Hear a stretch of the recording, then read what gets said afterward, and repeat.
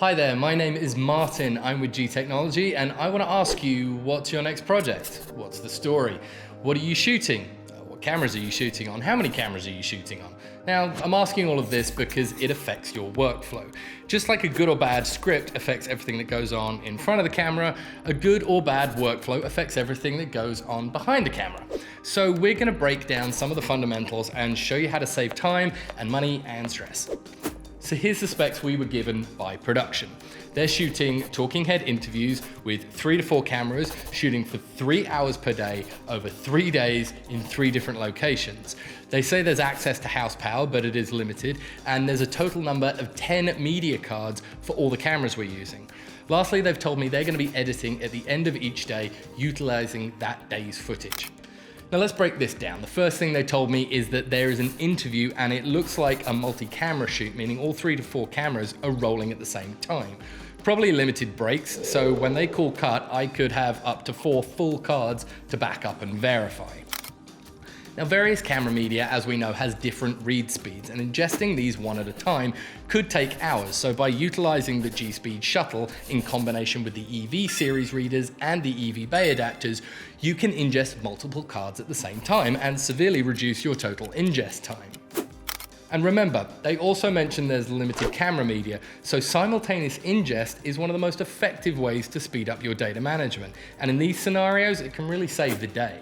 Keeping that in mind, I need to make sure that the destination storage I use provides me not only with enough capacity, but enough speed to keep up with all these cards I'm throwing at it. So that means I need to balance the front end of my workflow, making sure that the speed of my destination storage and my ingest speed match as best as possible. This will keep everything moving smoothly. This makes the G-Speed Shuttle and G-Speed Shuttle XL with Thunderbolt 3 a great solution, giving you a wide range of choices in capacity and RAID setup to suit your needs. By consolidating your storage like this into a larger multi-drive RAID rather than several smaller drives, you get not only a big jump in speed, you also get the option of RAID redundancy.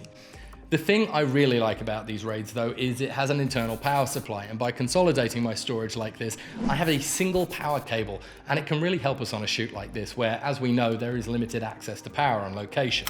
So we've cut down our ingest time, we've consolidated our storage whilst also gaining speed to help balance the front end of our workflow, and we're all backed up. Now we want to dig into how we need to distribute the footage. We have a lot of options for shuttling media to post or anywhere else for that matter, depending on what capacity and speed you need. G Technology has several options ranging from ruggedized spinning and SSD options all the way from 500 gigabytes up to 4 terabytes. But if we go back to our specs provided by production, we were told 3 to 4 cameras shooting 3 hours a day over 3 days, and they're cutting as they go. So we estimate more like 12 terabytes needs to head to the post facility after wrap each day. And we're not going to be hanging around either. This is clearly a quick turnaround. So our workflow is going to look a lot like this.